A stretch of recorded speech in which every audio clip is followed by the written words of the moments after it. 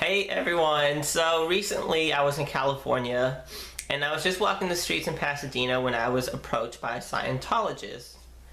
Now before we go further into this story, I do want to warn y'all and say that this is not a pro-Scientology video. This is also not me dissing about Scientology. This is just me talking about my experience. And anyway, I was in Pasadena, California, walking the streets when these guys approached me. They gave me a little brochure and it says personality test.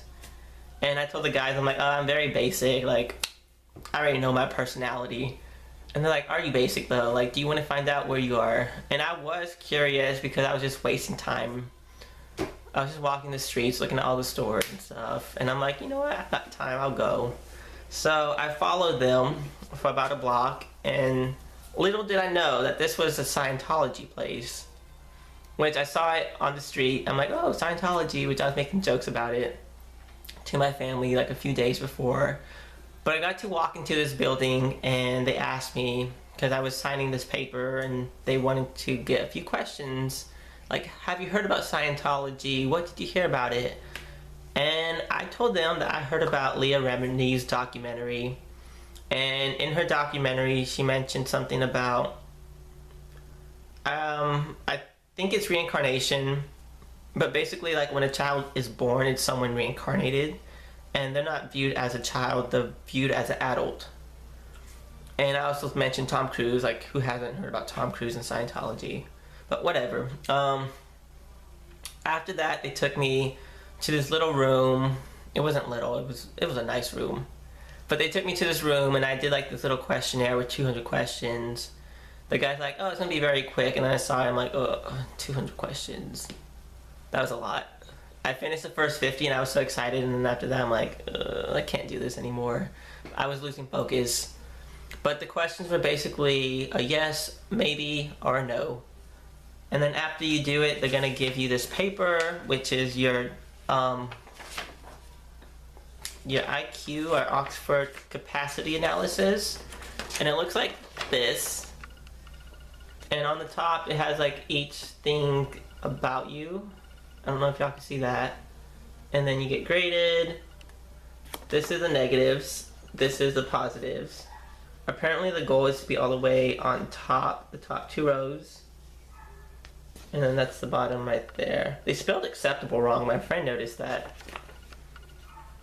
So Scientologists, people, if you're looking, acceptable is spelled A-C-C-E-P-T-A-B-L-E. There's no C in between the E and the P. So, letting y'all know, I missed it too, so obvious mistake. But anyways, they started talking to me, trying to get to know me better, because we were going over each one, and the 2 big ones that they noticed was these were right here.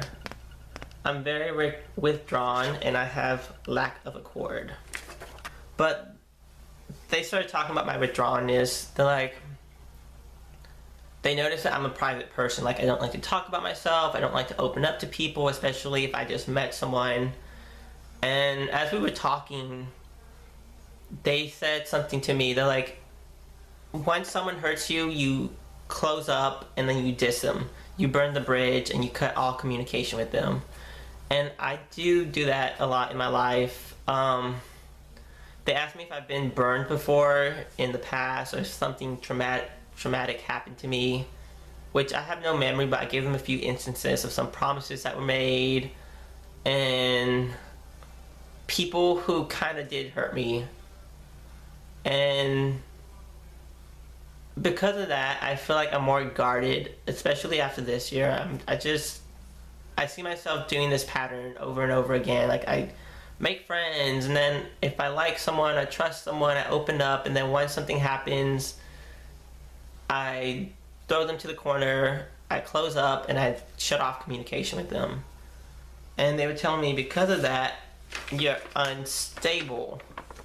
So my unstable score is a -52.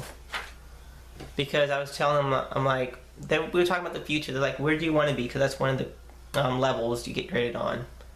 And they're like, you're very certain where you want to be at in life. But my happiness is at a 2. And I'm like, I'm at a 2, I'm not happy. I'm like, I'm totally happy. And they're like, you're happy where you're at in life, but you're not happy overall. And one thing they mentioned, because I kept talking about it, I guess, was they're like, you always find the good in everything, but you could always be happier.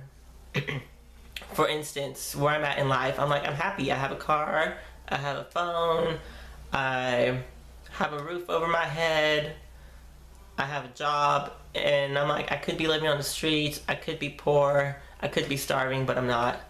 And they're like, that's great that you see life like that, but you find the good in everything that you don't see what's better. And I'm like, I know what's better, I just don't know how to get there.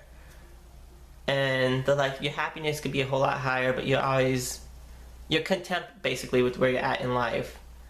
And they're like, because of that, where is it? My aggressiveness is at a -40. They're like, you're not aggressive at getting where you want to go in life. You know where you want to go, because I mentioned, like, I want to have a future, I want to be happy, I want to have a good job, I want to get married one day, and all this and that. And they're like, but you're not aggressive enough to get there. They're like, you try to, like, stay in between, you don't like to voice your opinion, and you see both sides. Like, for instance, if we were talking about abortion, if we were talking about politics, if we were talking about right or wrong or whatever it is, I could view one side, and then I could also view the other side, and I'm like, okay, I get why they think this, I get why this side thinks that, but I never voice my opinion. I'm always in the middle. And they're like, you don't like to make waves. And also me being withdrawn. And the reason why my unstableness is at a -52 is because they're like, you always restart in life, you're always making new friends, you're always moving around, you have a job where you're constantly traveling, and they're like, because of that, you can't get where you want to in life. And I totally agree with that, and I see myself repeating the patterns of, like, moving, starting over, making new friends, this and that. And I don't know, it just made so much sense when I talk to them. I'm like, I'm withdrawn because I've been burned. I'm unstable because I'm always traveling, moving around. I'm not aggressive enough to get where I want to be, which I think it's totally true. I totally see where they're coming from, and it just had me thinking, which is why I want to make this video, so I can remember in the future, like, remember how you felt. Remember what they said. And I'm like, it's totally true. And I'm not saying I'm converting into Scientology. We just talked. We didn't talk about Scientology, really.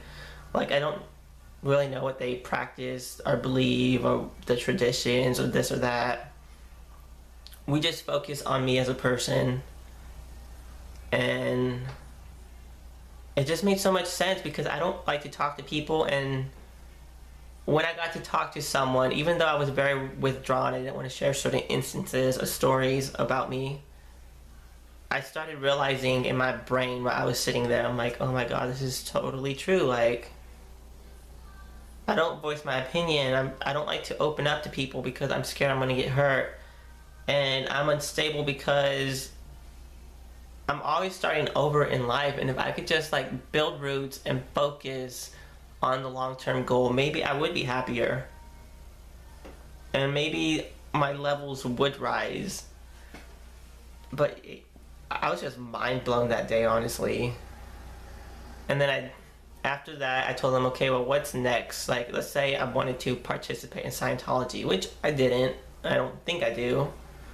I was just curious because, you know, I watched the documentary and I was curious how they operate, even though I didn't really find out. But he took me to this little section because they sell stuff in the Scientology building. He's like, the next thing I think is good for you is to read this book. It's $5, and once I heard money, I'm like, nope, I'm not buying anything. Like, I just walked in to do a personality test. I didn't mean to sit here for like an hour and a half or two and open up about me, but I did, and it was cool, and I feel like I got a lot out of this conversation, but I wasn't ready to commit. I wasn't ready to buy anything. And so, and plus it was getting late. I don't know how long I was there, but I left, and then that whole night I was just thinking about everything that happened, and it made sense. I'm not saying I'm a Scientologist or anything. I'm not saying I'm getting converted. I'm just saying this was my experience, and I felt like it was a good experience. because I got to learn about me as a person. And that's basically it. If you guys have any questions, feel free to leave a comment down below. I check them all the time. I respond to y'all all the time. And hopefully I can answer your question. But yeah, that's basically it. I hope y'all enjoyed this video. Y'all. I don't know why I said that. I hope y'all enjoyed the video. Till next time, I'll see y'all. And thanks for watching. Bye.